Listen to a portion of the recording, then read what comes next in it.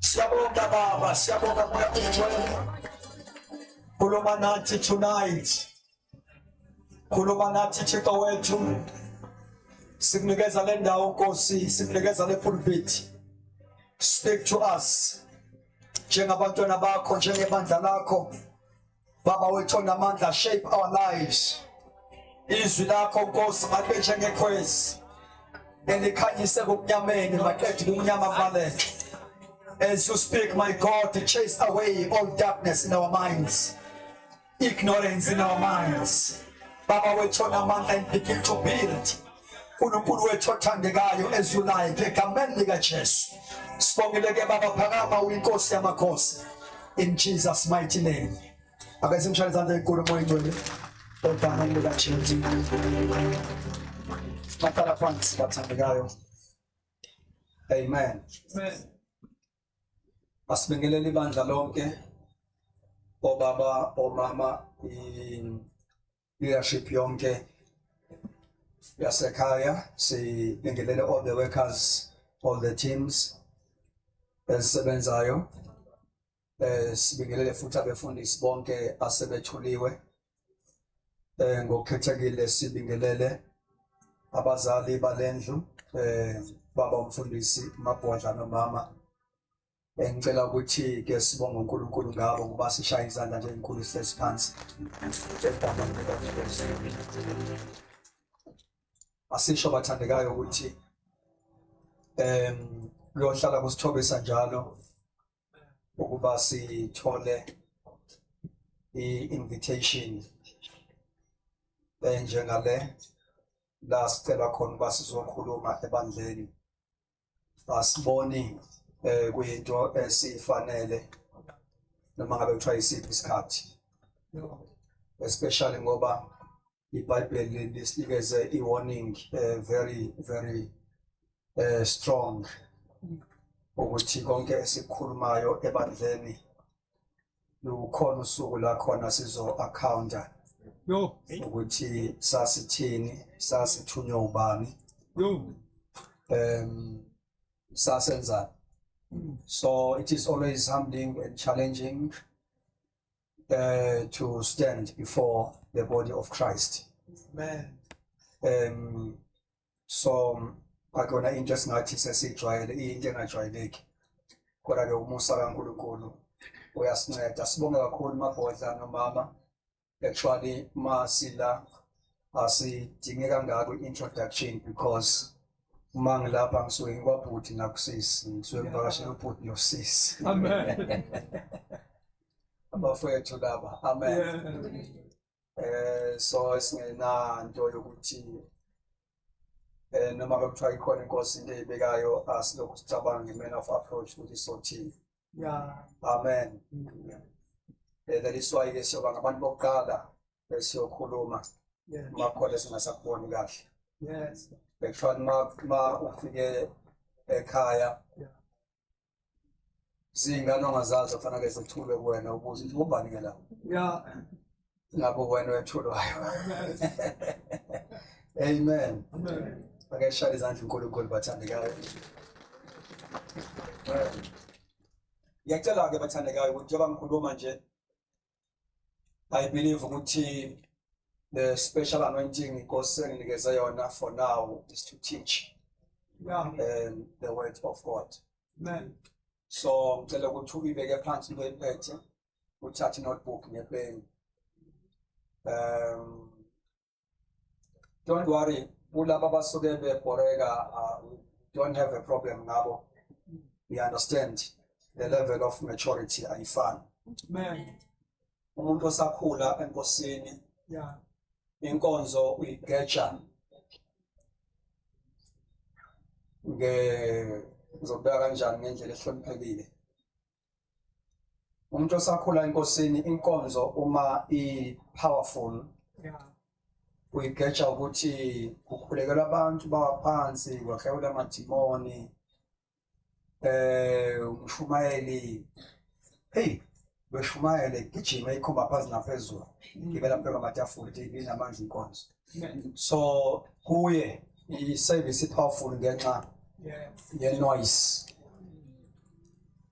kodwa umuntu okhulayo angifuni ukuthi okhulile ngoba straight sikhula njalo umuntu okhulayo umuntu okhulayo inkonzo uyigeja nge-substance ukuthi kulento ebiyenzeka, is there any substance ikhona into ephathekayo engingaphuma nayo ingakhe ingimove njengoba bebekade kufundisa from one level to another level. So umuntu okhulayo ke uma kufundiswa uthi besidla ke namhlanje kodwa ingane ifuna ekathi singascreama simemeze sikhombe phansi naphezulu bese ithi inkonzo ibe namandla. Amen. Abonke igama likaJesu. So ngicela ukuthi ke kulezi insukwana ngila ngicela nje kulibhora abathandekayo nge-teaching. Uma ngabe kwakhiwa into ebalekile kuyo yonke into eyakhiwayo, because building has got some levels, phases. Amen. Any building in phases, and each and every phase of a building inobumqoka bayo. That is why each and every phase idinga ama specialist akhona. Manje kwakhiwa nje. Every phase idinga abantu aba specialize kuleyo phase. So phase yokuqala mangabe kwakhiwa, a very important is when we are laying a foundation. And that phase has got some specialists. Kubantu abakwaziyo ukuyibeka i-foundation. Khuluma ke empilweni general uma ngabe wakhiwa any structure, and also ne structure lesi esiyibandla. La uma ufunda ngama ministries uzawabona ama ministries ukuthi acishe operate exactly nabantu abasuke bakha kwi-construction ngaphandle.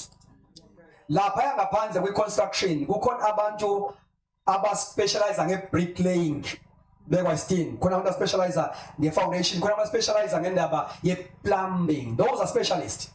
Kukhona aba-specialize ngendaba yokufaka kagesi, electricians. So those are phases kwi-construction ye-building esuke yenziwa la ngaphandle in a secular world. And also nendlu kaNkulunkulu ibandla libizwa ngesakhiwo. Kunamagama amaningi uPaul awanikeza ibandla. Ufika athi liyinsimu. Amen. Aphinde athi liyi-building, lisakhiwo. Uthi uPeter asisondele njengamatshe aphilileyo sakhiwe sibe yindlu yakomoya. So ibandla ke liyindlu yakomoya enabakhi aba-specialize ngokwama phases. Uzokapela ukuthi la kwi-5 4 minutes Ephesians 4:11 ukhunya ngabapostoli, abaprofeti, abavangeli, othisha, abelusi. Those are specialists kwi-building yakomoya. Yingakho ufike athi uPaul kwincwadi yokuqala baseKorinte chapter 3 uma ekeda nje ukukhuza umonakalo obukhona we-division, ekhuza ubungane ebandleni, uthi anginakukhuluma kini njengabantu bakamoya, ngizokhuluma kini njengabantu benyama. Bese yachaza ukuthi why. In as much as leli bandla laseKorinte belinazo zonke iphozi kamoya likwazi ukukhonza ngomoya, kodwa belingakwazi ukuphila ngomoya elikwazi ukukhonza ngaye.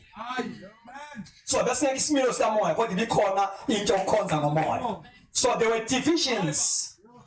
Bebanga abashumayeli athi umunye ngokwa-Apollos, athi umunye ngokwabantu. So uma ekade ukurebuka leyo nto usethi ke usechaza ke manje ubu-specialist babo njengoba bebangwa nje. Uthi u-Apollo wafika wanisela, mina ngafika ngatshala. Ukhuluma ngeministry yakhe as an apostle, which I planted, because one of the functions of the apostle is to plant new churches. Which I planted, ngamagama nina njengebandla laseKorinte, I am your father. was one listen, eh? Now, a teaching ministry is a watering ministry. A teaching in Isaiah also actually uchikhule. Nikhona abathandekayo. Ningiyeke mvula ningayinaki. Nasethabela abayinaki baphuza utshwala. Asiphuzeni ke nathi. Asiphuze. Nikhona abathandekayo. So, watering is a teaching ministry. And a teaching ministry is not a boring ministry. Because nalamathi kuniselwa ukuniselwa kwenza ukunisela kuletha ifreshness entweni etshaliwe. It is not a teaching that is boring, it is a teacher. Oh, man. Man. Teaching is not boring. It might be a teacher, it might be a presenter that is boring, but not a teaching per se. Man. Yes, okay. So we are just again Apollos ukuthi uPaul uthi ngatshala wafika uApollos wanisela. Nikhona abathandekayo. Ikhona indawo engizakuyona ke. Now usathi ke we are fellow workers. We are laborers together with Christ. Nikhona abathandekayo. Uthi siyizisebenzi kanye noKristu. Because abantu ababizwa uNkulunkulu ukwakha nokukhulisa amabandla abasebenzi bodwa. Njengoba lapho ngizole ngihamba nayo. That is why when I teach, I don't have to impress you. Okay. Impact, not impress ngoba ukimpress akusho ukuthi I'm trying by my own effort ukuthi nginenze nizwe lento. Ngithembele ngihamba nawe uzonenza nizwe lento ngisho. Man. Now, uma nayo leyo secret yokuthi uma usebenza ubizwa uNkulunkulu awusebenzi wethu kodwa uthi Lord I am with you. Bekani nginani? Ukhuluma nabapostoli abathumile uthi go ye therefore and make disciples of all nations, baptizing them in the name of the Father, the Son, and the Holy Spirit. Lord, I am with you.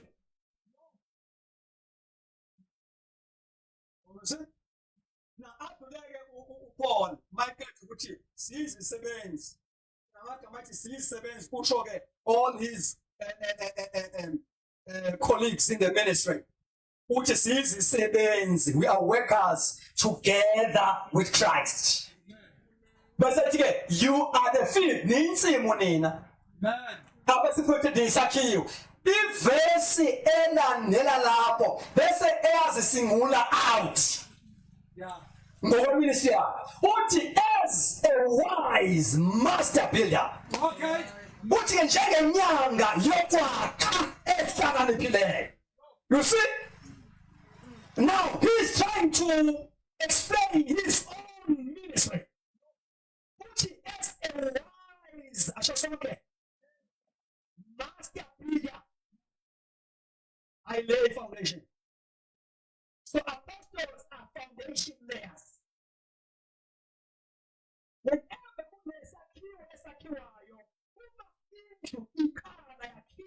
we need specialists. Because information determines the lifespan of what is built. Foundation is only show that after for how long. That is why we have the foundation at job. How done? Uthi ngabeka iseke I lay the foundation as a wise master builder. Akayibizi ngumshumayeli akathi as a wise master preacher. Yeah. uNkulunkulu akasebenzi ngabashumayeli makwakhiwa usebenza ngama builders. No. Not preachers. No. So uma uNkulunkulu ethuma abantu abagcoba ebenza according to Ephesians 4:11. Ephesians 4:11 akakhulumi ngabashumayeli. Yeah. Khuluma ngabakhi. Yep. uJesu akha ngabe bandla ukuthi I will build my church. So unabakhi. Yezwakala bazalwane. The wise master builder. So ngicela ke sambeke Matthew chapter 16 beginning from verse 13 up to verse number 18. Sivele siye straight kwele English. Because ngifuna ukuthi ngiyacela abathandekayo sibekezelelane ne? Amen. Siyamsana abathandekayo? Yeah, sibekezelelane nje sihambe kahle steady. So ama demon mayikhona azophuma sishumayela sifundise. Amen. Bakhona bangasindiswanga bazosindiswa uJesu abantu babesindiswe efundisa. Yeah. Yo. Funda ke Matthew chapter 16 ikale verse number 13 wehle. Verse 13. Yeah. When Jesus came to the region of Caesarea Philippi, It's possible to read over when we might. reading from verse 13. When Jesus came into the region of Caesarea Philippi, he asked his disciples, saying, "What do men say that I, the Son of Man, am?"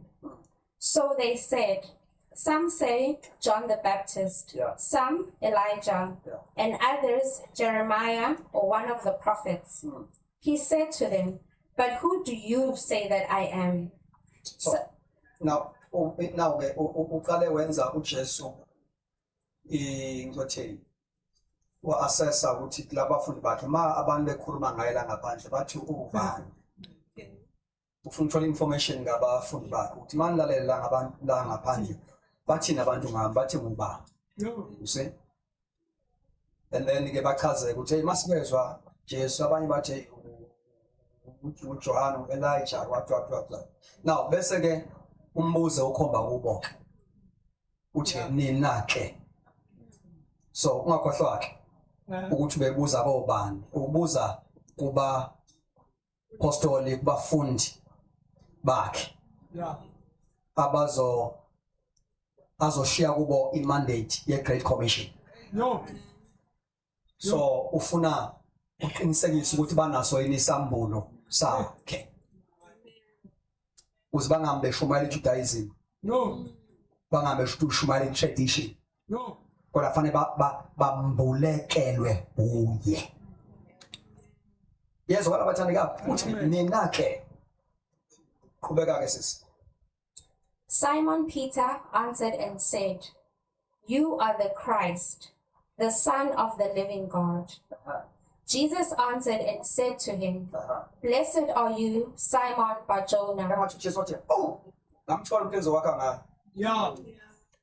blessed are you Simon Jonah nikhona abathandekayo Amen. engathi wathi uJesu ngamthola umakhi Yo. nikhona abathandekayo ngamthola umuntu ozoba yi-asset kulento enkulu engifuna ukuyenza emhlabeni. Amen. Amen. You must have a revelation of Christ. So you are the you are the Christ. But Christ, but when you are the Christ, the Son of the living God. Now, fast forward, Kubeka sisi. Blessed are you, Simon Bar-Jonah, for flesh and blood has not revealed this to you, but my Father who is in heaven. Yes.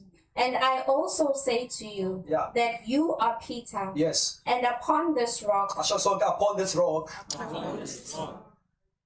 I will build my church, I will build my church. Yebo. and the gates of Hades shall not prevail And the against gate of hate shall not prevail against it. Now, i-theme yale conference ukuba sizokhuluma ngendaba yokusebenza kwesiphozi kamoya including the fivefold ministry. Yeah. But today I want to lay a foundation ngendaba ethi the church that Jesus is building. Yo. Oba now le ama gift yama ministries ingena kulended the church that Jesus is building. Ibandla elakhiwa uJesu. Yo. Nikhona bathandeka? So ngifuna sibuke ibandla elakhiwa uJesu. Maningi amabandla. Baningi abantu abasebenzayo abakha amabandla. But ngifuna sibuke that church that Jesus is building. Because we must become that church. Amen. Sibe ibandla elakhiwa uJesu. Akusho sonke bathandekayo. Ikhuluma nje kakhulu ngenqena ozonphazamisa. Ibandla elakhiwa uJesu. Asifide futhi ibandla elakhiwa uJesu. Yeah. Why? Because upon this rock I, not they, which I will build my church. And elakhiwa uJesu kune guarantee ethi amasango eHades ngeke. Na abantu abakha bakumjondolo into ezoyiphele into ezokukhushwe ipheshulwe zikhukhula. Kodwa whenever Jesus is building, he built a lasting thing. Nikhona bathandeka? Now, yini sithola la koqala, Christ is the builder and owner of the church. No. So number 5 is I will build my church. I will build my church. Christ is the builder and the owner of the church. Lento kumele izwakale. Nikhona bathandekayo? Nikhona bathandekayo? Kumele izwakale. You know la ngaphandle basamba nje uNkulunkulu esivela iminyango. Sikhona indawo ufike khona uzwe ukuthi la kunephunga lendoda. Alikho iphunga kaKristu njengomnikazi webandla. Unuke indoda. And there is a spirit of manipulation. Labo abasubmit, they fear men. They don't submit to spiritual authority. They are being under the influence of the spirit of manipulation. Amen. Now, I will build my church, which means Christ is the builder. And sikwazi uyibuka leyo nto ukuthi ulakha kanjani esezulwini ngoba wenyukile phela. Angibonga abalenkosi. Amen. Now, iphrase yokuqala ebalulekile ile ethi my church. Ngikhona bathandekayo? Ethini? So, let verse isinikeza what you call uJesu lapho was trying to make a foundational declaration about his church. So, number 1, which my church, which means this church belongs to him. He is the owner. Nikona? The phrase is it I will build. Lawa magama nje my Bible liphethe ngelakho the manual you can understand those words. My church, which means of ownership. You must be owned by Jesus. Number 2, I will build. Amagama, Jesus is a builder of this church. Amen. It is only him who can build this church. Why? It's because uye uKristu who can provide the material for this spiritual building. Yes. Uthi ngizolakha ngoba imaterial yokwakha ivela kuye. Samson, imaterial yokwakha ivela. Then bese bakhona amagama athi the gates of hate shall not prevail. Okusho ukuthi leli bandla uKristu alakhayo okungelakhe ibandla victorious. Ibandla njani? Yeah, it is a victorious church. It is a militant church. Ibandla liyi army at the meantime. Eli army on earth, the army on earth. Masekufike lona nje onke ama powers of darkness they bow. Because this is an army. It's not a denomination. It's not an organization. It's not an institution. It's an army. Amen. Aye. Ibandla leli elingahlulwa ngamasango eHades. Ibandla leli engahlulwa ngama-evil gates. Amen. Even the gates of witchcraft No. cannot prevail against ibandla ongekaKristu lakho Kristu. Nikhona abantu the Bible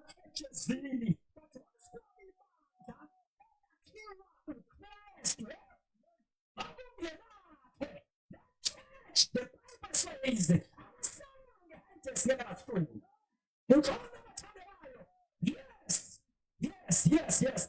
Satan namadimoni can cause trouble all over the community. But they might find out there are no forces of darkness that can invade ibandla elakhiwa Kristu. Abesiphike igama likaJesu. We must become a church that Jesus is building. We will provide the material and with the pattern elakhiwa ngayo. I-pattern ayivele emntwini. I-pattern ayiveli nakulabo abathumileyo. Abathumileyo bayithatha kuyo. Uthi Moses ngakhele indlu engcwele. Ukuba ngihlale phakathi kwabo. Uthi bayakha ungayakhi ngengqondo yakho. Uthi yakhe according to the pattern engikhombisa wena entabeni. Pattern. Now let's go. In the pattern, there's a high part.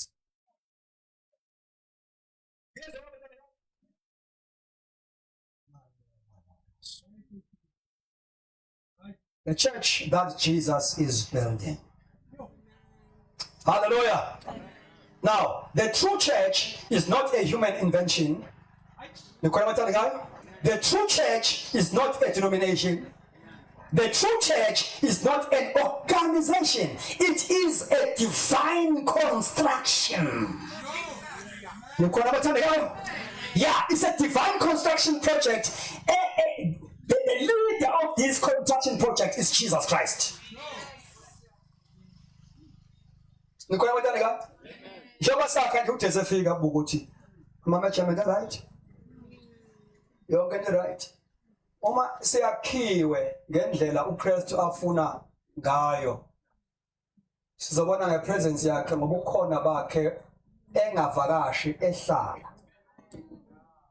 Singabe ibandla livakashelwayo.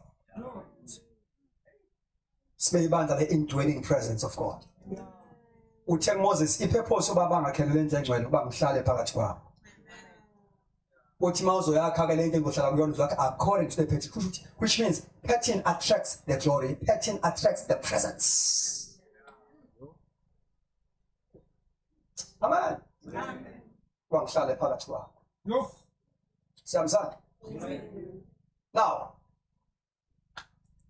ipoint yesibili ebalekile konke lokho bengikhuluma ngaphansi kwepoint that Christ is the builder and the owner of the church.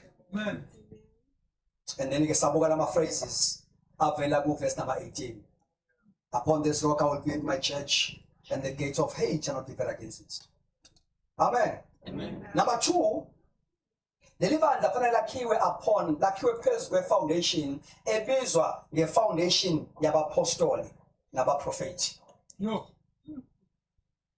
Kuthiwa nakhiwe phezu kwesisekelo sabapostoli nabaprofethi. Funda sisi Ephesians 2 verse number 20. Uyingcenge nje mawuza ukuthi ngathi lento iyabhora zincenge ngithatha uMngcwele ngisize ngingabhoreki. Ephesians chapter 2 verse 20. Yeah. Having been built on the foundation of the Now, apostles. you know, before I spoke at this foundation of the apostles and prophets, ibandla leli incwadi kaMatthew lesifundile chapter 16, especially verse number 18. it's a prophetic statement or a promise uthi ngizolakha phezu kwaleli dwala ngizolakha. Speaks of the future.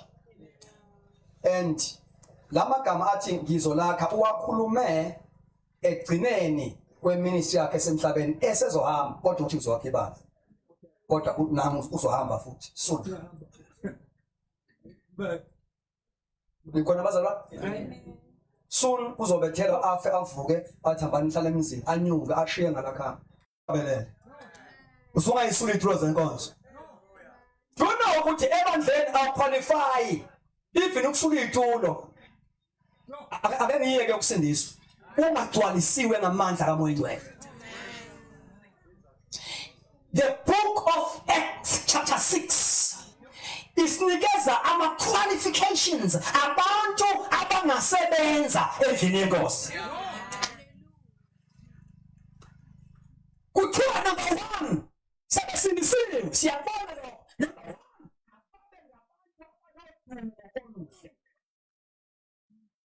Before bazopheka banemhlangano omkhulu abapheke besebenza udumo oluhle. It's a good character and behavior apana. Before my phone bapheke umhlangano bapheke inkonzo sebenalo udumo oluhle.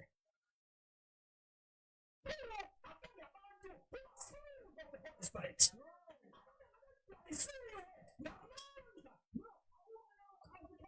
Abantu abazophuma beshumayela ama-qualifications are standard ayithola enzupho endlini yakho.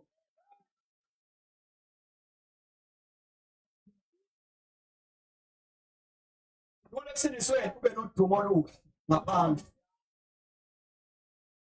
Ikhona abathanda udwaliswa ngamandla kaMoya Ngcwele. Chapter number 3 abantu abagcwala wisdom, full of wisdom. Full of wisdom. Bakwazi ukuhendisha izimo uma besebenza under pressure bangabe haphaza banimazayo. They make wisdom. But then the person is coming. They're working under pressure, but they don't get wisdom.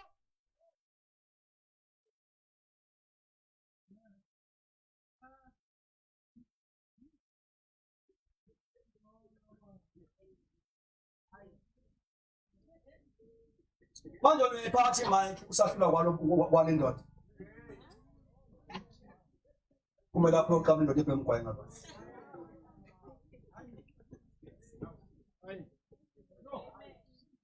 Udumo olungakabi luhle. Uthi lo akusetshenzwe nje ngaThixo udumo olungakabi luhle. Luhle udumo lakho. Usuke emsebenzini la usebenza khona. Banodumo oluhle ungadli imandla semsebenzini. Ungantshontsha kanye namasela abahedeni ungumsindisiwe wena. Wenza amalive angekho uthi uyagula ungagula.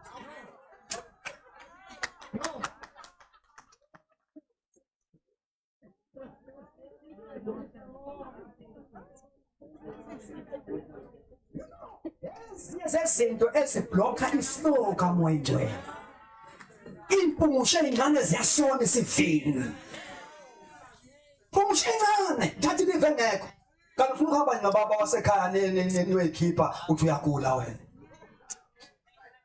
Kwalisithi form engamanga ongumzalwane. Awukafundi ukuhamba ngomoya outside the church. Those that are led by the Spirit are sons. Are led. Abahamba umoya. Uthi kwalisi form umoya then wenza right. When Christ was saying, you are grieving the Spirit. On Sunday was a word of the Kuman. We are Kulma Ezekon. Because Tobolahama, Yashabana, Utobolu, very sensitive, Mount Step better, who's a Samson. They're told each of the experience in Yawazo party Mike. Unga Sunkuru Subi, we got to try to form around.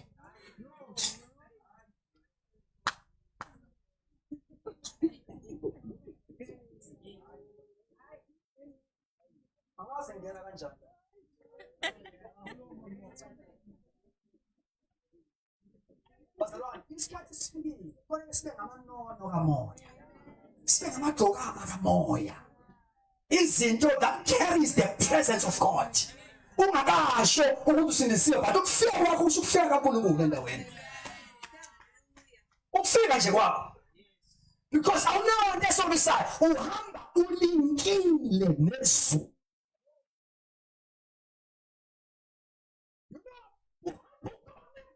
Nezulu see, we don't want now. It's Holy Spirit. So, putting Kenya's zone. No matter what's on, but they remove office. I want to before we tell the comments like that.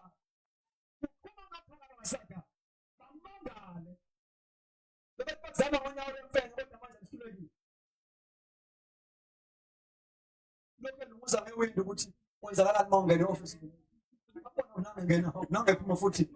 Oh, naku phela ibika engabiki lutho. Awuzubika ngoba uhamba wena. Ugibe laphukile thina sa. So leli bandla ke akulona ibandla elinye. uJesu kaze kamuzo wakhe isonto. Amasonto akuthe khona in form of synagogue. Khona bekhona ukusonto okuqhubekayo emasinagoge. Kodwa ulethe into engekho emasinagoge. Uthe mayibuya entabeni ekade efukesizile, mayibuya kwangena esinagogeni. Amen. The first presentation of Christ. And then esinagogeni isikhozi wemsi wangalosuku wamnikeza iBhayibheli enkulu. The scroll, the Bible of that time. Because that's what the way babenza ngamakhophi efika phakathi kwabo, they honor him, bamnikeza ithuba. Now uJesu benza njalo. Kanti abazi banikeza umuntu ozothi mayifunda afunde iCV yakhe. Ayifunde ngendlela uthi umoya wenkosi uphezulu. Ngokuba ijobile. Umfunda kahle uchapter 4 book of Luke beginning from verse 18. Uthola abadala kuthiwa abantu bangiqolozela bathi kufunda kuni lokho. Ufunda kuni lokho. Efunda noshumayela efunda nje. Efunda bathi kufunda kuni lokho. Nikhona bathana ngayo. Ebathi babethi sifunda le ndaba but it's like it's new today. Wazo introduce into engekho emasinagoge. Wazo introduce into engekho emhlabeni. Asina edi inamba emasontweni akhona eJosini. We must come with something unique. We must come with God's agenda. Yes, all right. Now, ibandla ke leli elizaleke ngemini yePentecost. Albonke abalenkosi. And sibona lapho uJesu eqale lakha indlela lakhiwa ngayo ibandla. Sizobona eziqhubeka insuku bathandekayo. Ukuthi ulakha kanjani? How does he build his church? Praise the Lord.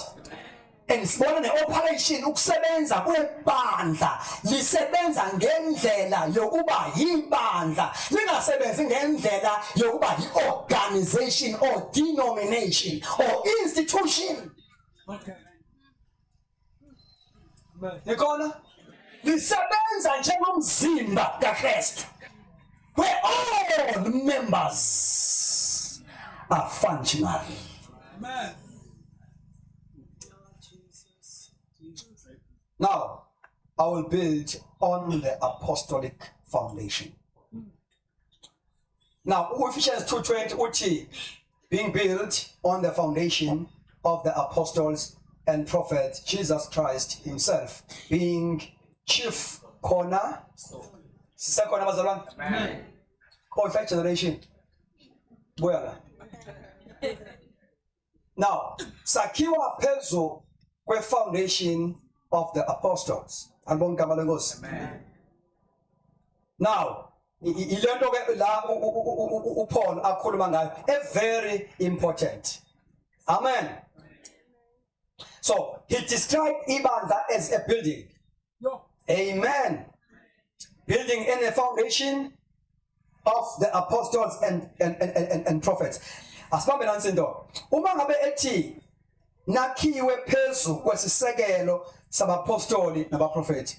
Uyifunde kahle le verse ayithi nakhiwe phezu kwabapostoli nabaprofeti. Okay. Asakhiwa phezu kwama ministries. But sakhiwa phezu kwe foundation that is laid by these ministries. So these ministries, apostles and prophets, have got a special grace of laying the foundation. And that foundation is a revelation of Christ. Nakhiwe phezu kwesisekelo saba, not phezu kwabapostoli nabaprofeti, but phezu kwe foundation that is laid by their ministries. So apostles are foundation layers. Amen. Amen. Christ is cornerstone. And the structure, all believers join together. They are structured by structure. It should think again. Imandla lakhiwe la grounder in a New Testament apostolic teaching. Yes. Amen. So nakhiwe phezu kwesekelo sabapostoli. That is all about a New Testament teaching. Bathe mabeqeda ukusindiswa about 3,000 mabefika kwi-local church eJerusalem kuthiwa they devoted themselves baqinisela esifundisweni sabapostoli. Abapostoli ke kwafanele bathi lay the foundation to these new believers. Babeke ifundiso zokuqala ezakha ifoundation kumuntu osanda kusindiswa. Nikhona bathandika? Amen.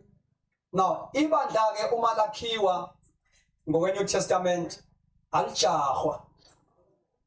Kanjani? Asiphuthumani ukuthi sisheshe sikusebenzise. Kodwa fanele uyiveze qala. Esho ukuthi now you qualify.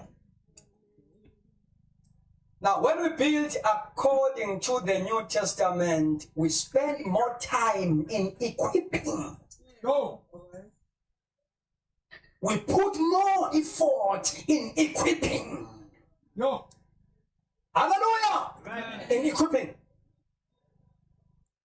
So that at the end of the day, lendlu esiyakayo izoba yindlu estable, ibe yindlu engashekwa yimimoya. Nikhona bathandekayo? Engashekwa yimimoya. So uKristu ke uyena who aligns and holds everything together as a cornerstone. Mawakhiwa ama measurement are from him. Yingakho uma kukhulunywa nge-5-fold ministry kuthiwa ma be-equipa abazalwane ababa-equipe up until they take a full measure, the stage bakhiwe bakhule baze bathatha i-formation of Christ. Yeah. Go. Bathatha i-formation of Christ njengebandla lase-Antioch kuthiwa uPaul noBarnabas baspend isikhathi esingangonyaka teaching. Asho sonke doing what? Teaching. Doing what? Teaching. Uma uzokhula enkosini i-develop appetite yama teachings. Go. Manje sinisiwe nje musuthanda kakhulu intshumayelo thanda ama teaching. Go. Uzorana fasting. Futhi akathi ngathi uyizimba lezinkinga onazo ukuthi ngisahlushwa indoda ngisacha dlanga kakhulu izwi. Ngisenenkinga ekhaya. No, dlanga izwi. You know abathanga befika eJerusalem kwathiwa soba ne deliverance service. They devoted themselves. Yeah, bo. Labantu besinile baneyinkinga. Abanye basepossessed basagcwele imimoya madimoni, abanye baneyinkinga emakhaya, abanye banalokho. Kodwa mabefika la Jerusalem alithanga qala ebandla kwathiwa sizoba no deliverance night, miracle night, kwathiwa baqinisele esifundisweni. Isifundiso siyaba aligna nento eyenzeke emoyeni wabo. Njoba sebezelwe nje, they must be aligned ngokwengqondo. Ingqondo ibe aligned nenhlekelele eyenzeke emoyeni. So as befundiswa imfundiso yabapostoli izobanceda ukuthi bathi discover new identity now. Bangobani kuKristu. Once they discover their identity in Christ, kunamadimoni abazoyikhuzela bona wona bangafuna emfundisi sebeyazazi. Ngalengathi usuzazi ukuthi ubani uKristu, ukuzazi as you discover your identity. Lapho yana examine identity yakho uphinde futhi discover the power that you have, the authority that you have. Uthi uJesu ubhekani nginikezele igunya lokunyathe, nginikezele i-authority yokunyathela phezu kofeze naphezu ukuthi ngimnikile akathi ngizonika masenzile ukudla. Uthi nginikezele by virtue of being a child of God, you've got authority. So as an apostle, they were indoctrinator.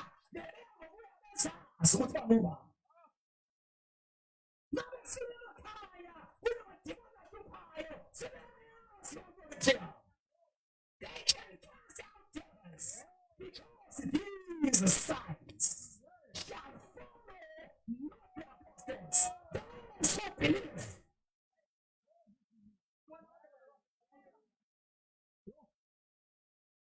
Now, these signs, a sign,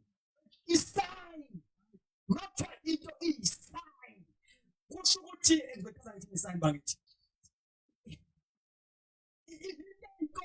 Thank you, my brother. Kusho ukuthi iyakhomba ukuthi uyakholwa. Uzowakhipha amadimoni. Iyakhomba ukuthi you believe.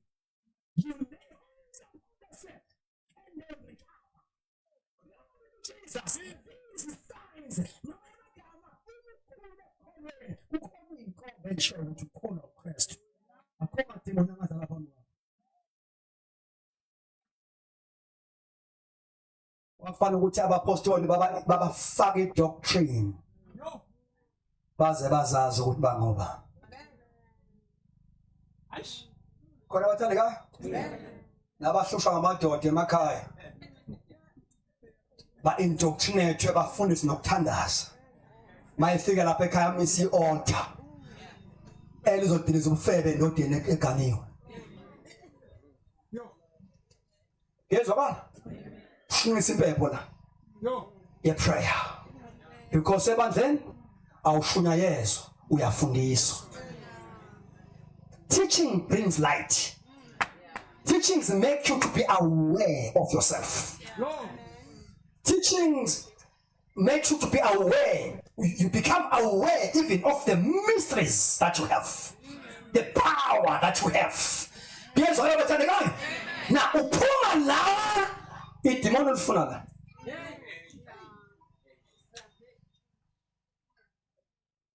Nikona. Begazela yemoto friend, begazela. Kotha nazi indengezi. Yeah.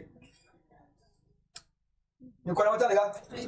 Ngenda la ugqume upalace. Yeah. Uzosebenza njenge-submarine. Indoda izoyithukisa ilahlekelwa yi-appetite yophuzwayo kanti you are working as a submarine. Ithi lele in the midnight uphume uyobhonga ekamereni. Kanikathi ubhonga kunento eyifisayo.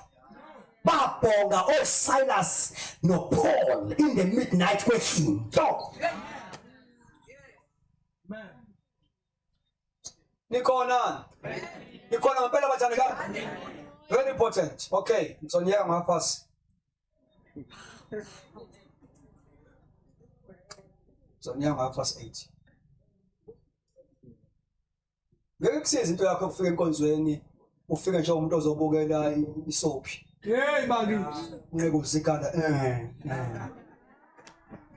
Come as a student. Come as a learner. Come as a disciple.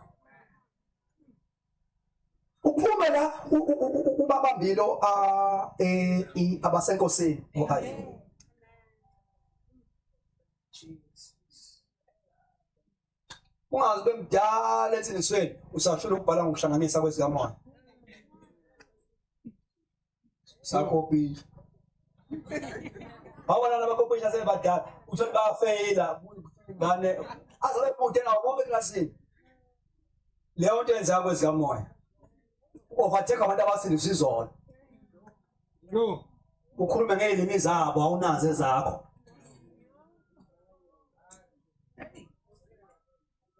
umude phambi kwengane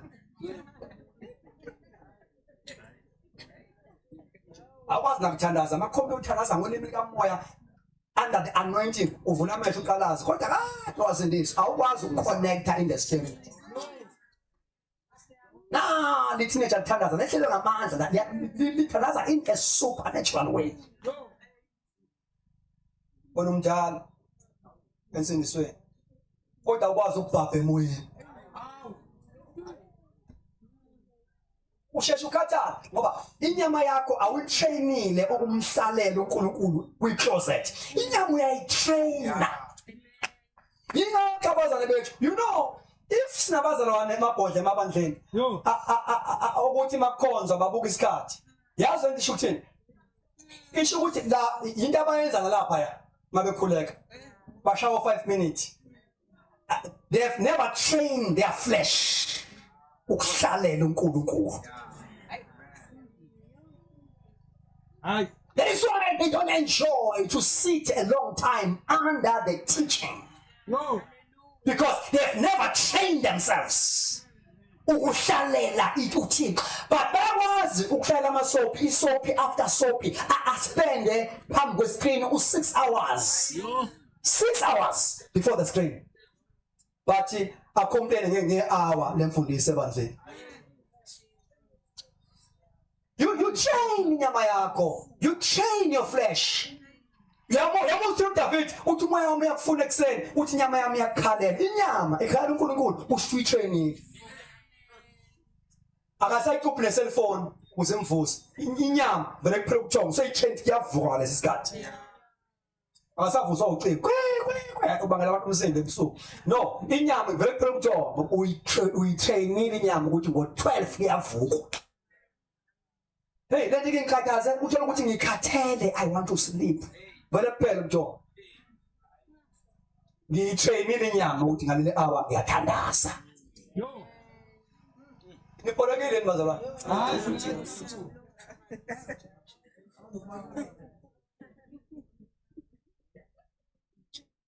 So, le ndawo ethi-ke nakhiwe phezu kwesisekelo sabapostoli. The church is grounded in New Testament apostolic teaching. So echaza ukuthi why iBhayibheli ngathi baqhubeka esifundisweni sabavangeli, Yeah. baqhubeka esifundisweni sopastor. Why apostolic teaching? Why apostolic teaching? You know? Ufuna ukuchaza leyo nto. Right. Number 3, equipping uKristu leli bandla ulakha through these 5 ministries. Amen. I hope ukuthi niyalandela bazalwane. Uthe ngizolakha. Manje uEphesians 4:11 uchaze how part. How.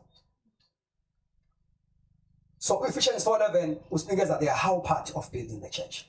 Ulakha kanjani ibandla uKristu enyukile esezulwini? Read my sister. Ephesians 4 verse number 11. Actually kuzoqala verse number 8 but because of time very full verse number 11 yena. Ephesians 4:11. And he himself gave some to be apostles. I like that he himself. Who is that? Who is that? Jesus Christ. Now, ngithe into eyenza ukuthi athi ngizolakha is because uyena oprovide material. Yeah.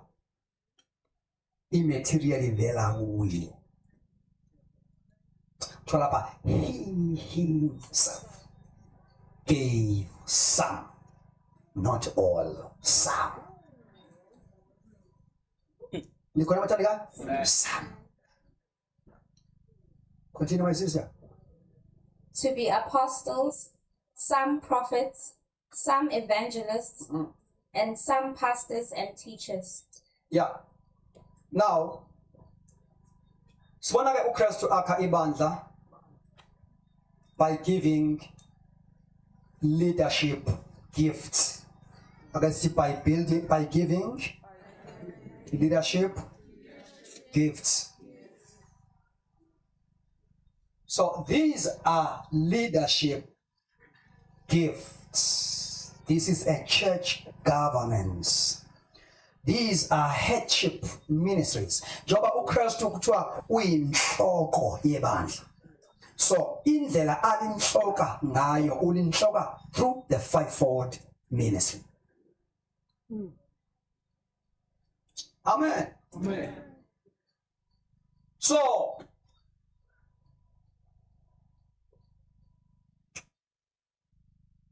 akufundelwa ukuba umpostoli, akufundelwa ukuba uprofeti, akufundelwa ukuba umvangeli, akufundelwa ukuba uthisha. Malusi uyakunikwa uKristu. Amen. Apostles are pioneers and foundation layers, as I've said. Amen. Amen. And abaprofeti kusho ukuthi ke bona number 2 and 3. Khona ufuna sibuke lapha. Just give me 5 minutes ngizoqeda manje. Funda ngisheshe. As soon as they ministered to the Lord and fasted, Yeah. the Holy Spirit said, "Now separate to me Barnabas and Saul for the work for which I have called them." Lawa magama uthi ngahlukaniseni uBarnabas noSaul baye kuphi? Emsebenzi. Abayi kumathaki. Nikhona abayi ku? Bayi emsebenzini. Umsebenzi abawenzayo oshoyo ukuthi bagcotshelweni, umsebenzi abawenzayo. Ubuprofeti, ubupostoli, ubuthisha buvela ekusebenzeni. Aye. Indlela osebenza ngayo isho ukuthi igrace ephezu kwakho, you are the teacher of the word. Now akani title uyasebenza. Yo. Baye emsebenzini. So kuyenza ukuthola ukuthi ngiyinikeze ititle umsebenzi ongekho. Title umsebenzi ongekho. That's the problem. That's the problem. What motivate ma? You know what motivate? Umsebenzi. Awumotivatwa ititle. Umotivatwa yini? Umsebenzi. Yabona umkala ngetitle uzoqhubeka mase ngibizana ngayo.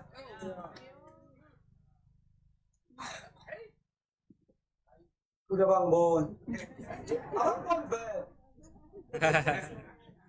Bazobona kanjani ungasebenzi? Kuda bangibonakala. Awubonakala vele.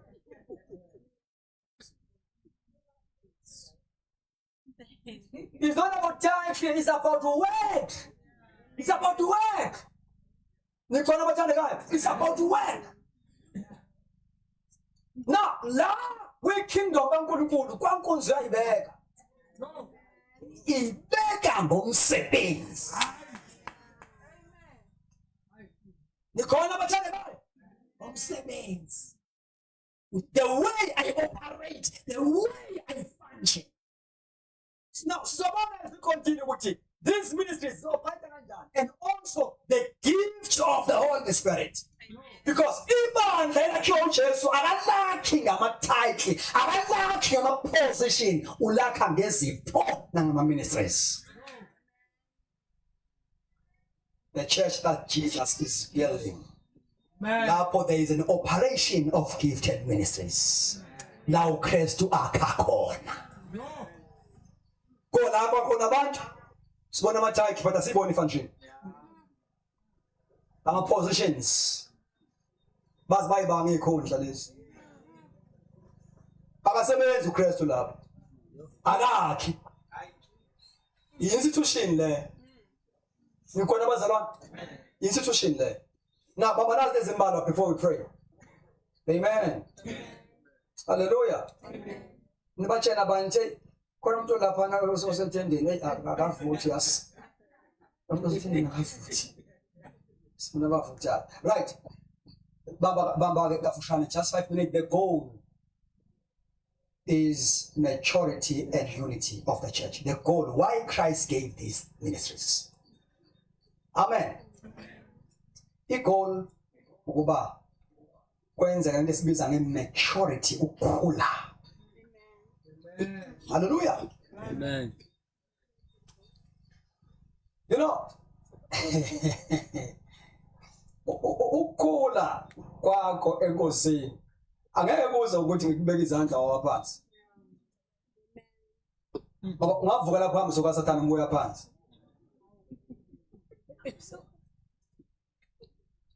Yo. That is why bazalwane bami enkosini la uPaul uyibiza ngebuilder as a wise master builder. So if when we talk about the authentic ngamagama operation esebenza ngendlela ephasisiwe uNkulunkulu evunywe uNkulunkulu, laba ministries uma ngabe operator they bring it growth bazalwane. Amen. Praise the Lord. Now they operate as now just nje njengoba still la kule njabomo yakhe wayo nikhona bathanda according to the measurement, because Christ is a cornerstone. Now the fivefold ministry abachachuliswa ukuthi ngishumayele indlu yami ngezinyawo. Come closer. Abachachuliswa ukuthi ngishumayele kwenzeka izinto. Bachachuliswa ngamandla. Ukuthi ngifike after some time we can see the character of Christ. Kuthiwa iy'mpilo zethu nasebenza kumele beziy'thele amafruit amileyo. Yes, iy'thelo zakho zime. Amen. Zime. Now, these people, the fivefold ministry, these are not impressionists. Abashumayela to impress. They are building, they are laying line upon line, precept upon precept. Praise God. Until these spiritual projects, the house of God, take the shape of Christ. Praise the Lord. See how intombazana mayifika intombazana iyathi itshela uJesu siyakhe after 3 years le ntombazana isiwumprofethi kaSendeni kaNkulunkulu. Isishape yafika lapha ngasukuphila ngaphandle kwento zezwe but yakhiwa. Now the local church is a potter's house. Amen. Nikhona bathanda la kumendo khona impilo yomuntu. Nikhona abazalwane, very important. So Ephesians 4 uswa verse 12 up to 16 uyaveza ukuthi why these ministries exist. Amen. But number 1, they exist to equip the saints. To equip the saints. To equip the saints. To equip this. So these ministries are not meant to do all things. They equip the saints. They train believers to serve in the house of God, to grow, baveze ikhatha Christ basebenze ngathixo. Amen. Lama ministries awabi happy uma kuthulekile ngekho umnyakazo. Abantu abakhuli abayiveze ikhatha Christ and labantu you know they are not yet being ushered ekutheni bakhonze ngokwezinkonzo zabo. Amen. I-fivefold ministry iba happy uma isibona sekuvela namanye ama gift e-operate. Kodwa umuntu ongabizwanga nongayazi ipattern yakhe kwabanye uba threatened bayinkosi igcoba abanye phambi kwakhe. Yebo. abe 13 manje akabizwanga uyibize neagenda yakhe akazi kwenzwani yamuza uthini Paul uthi esekhuthaza this upcoming minister stay up your gift hallelujah stay up your gift do not neglect your gift ufuna ukubona umfana enyakaza under the unction of the Holy Spirit. They exist to equip. Number 2, they exist to build up the body. Amen. Now the church grows when every member participates. Number 3, they exist to produce unity in the faith. Till we all come to the unity of faith. Njoba silapha nje sinkolo kukhona abasindisiwe kodwa amehla asabhekwa abaphansi. Kukhona abasindisiwe kodwa baseseyiwashweni. Sisenkolo. So praise is we unity of faith. Believing one thing. Number 4, bringing maturity or spiritual maturity. They exist to bring spiritual maturity. To the measure of the stature of the fullness of Christ. So the goal is Christ-like character, not just a mere church attendance. Mabesebenza laba basebenzeli attendance, basebenzela formation of Christ. Kusizani ukugcwala kwebandla elikhulu siyafuna abantu abaningi gcwala auditorium kodwa kunukisona endlini elebandla seno 20 years likhona kodwa kunukusana phakathi endlini yanikela imali eningi ibhank account right imoto ibhaya ngaphandle zi expensive kodwa kusona siphakathi endlini Man. uzi alala abafazi babantu kunje khuza isono nawe nakhe mangabe siyakhuza. The aim, the goal is a formation of Christ. The last one, to protect the church from error, from false doctrine. Amen. Amen. Mature believers are not easily deceived by false teaching. Yeah. Because in the local church are indoctrinated. So the more you are indoctrinated, you are taught, is the more you develop discerning ability. Ukwazi ukudiscern ukuthi uKristu ezama izimvu, they are able to recognize my voice. Yeah. Anokwazi ukuyizwa ivoice yestranger. If akuthayo umuhle nesuthu uthi stranger this. Amen. It was with the voice of teaching, a voice of doctrine. What you want? The doctrine is not Christ-like, it's not Christ-centered. Yo. Yamuzu uthini Paul? Uthi nina anemfundanga kanjalo uKristu. So uma ibandla lihlaliswe ibhalwe lifundiswa nikeza imfundiso yabapostoli. Abonke amalebosi. Amen. Lelo bandla liyakwazi ukudiscern ivoice yestranger. Yo. Ukwazi ukusibona istranger sihamba emoto enhle sifaka ukuthi hayi omunye uthi this is a stranger. This is a wolf in peace. This is a thief. Umelusi ongazange angene ngesango kabizwanga ungene ngezinye indawo. Yo. Bantu sepastarish. The thief. He is here to steal life in the church. Yo. To the vibrance of the spirit. Nikhona abathanda kabi ake simene ngezinyawo. Yo.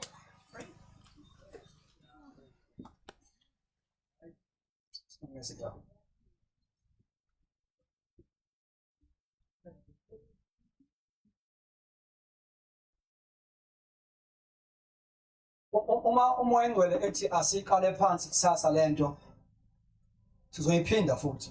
Amen. Singayi phambili ngoba akumele ngibe tempted ngivunqede preparation. Yo. I'm not preaching a passage, I'm preaching a prophetic teaching. Yeah. Not just a passage. I'm not here to exalt the passage. So mighty God sibuya futhi nakusasa. Khona bebesakubuka nje ukuthi lo mfundisi omfishane wayevelephi ebengakezwe. Besiqale phansi. The church that Jesus is building. Yo. Siseyinsukwini zokugcina bazana bami enkosini. We must become that church. Enjengomuso wakhe entabeni ongenakusitheka. Yo. Glory to Jesus. Engusawuthi umhlaba.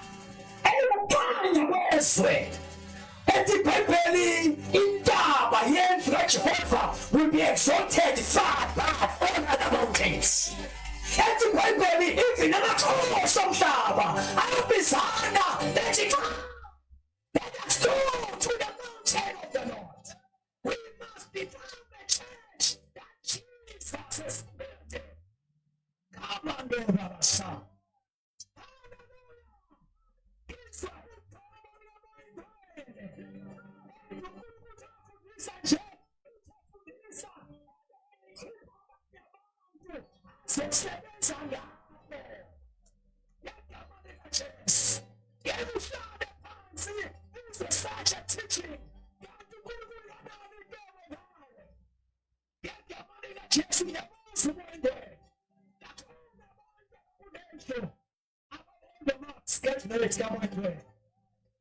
This is their season.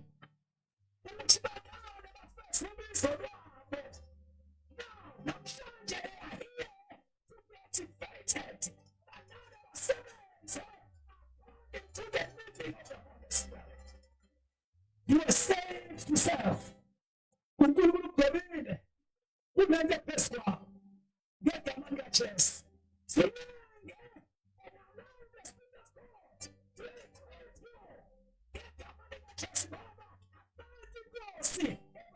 This place.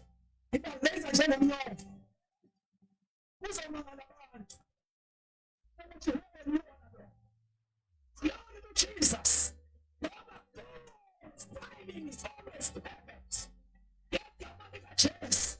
But the moves right way.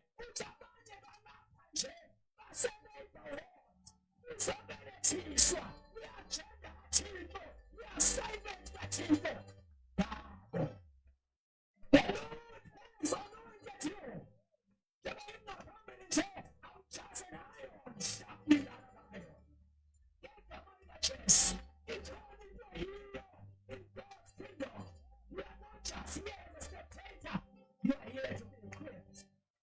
Close your eyes and lift up your hands.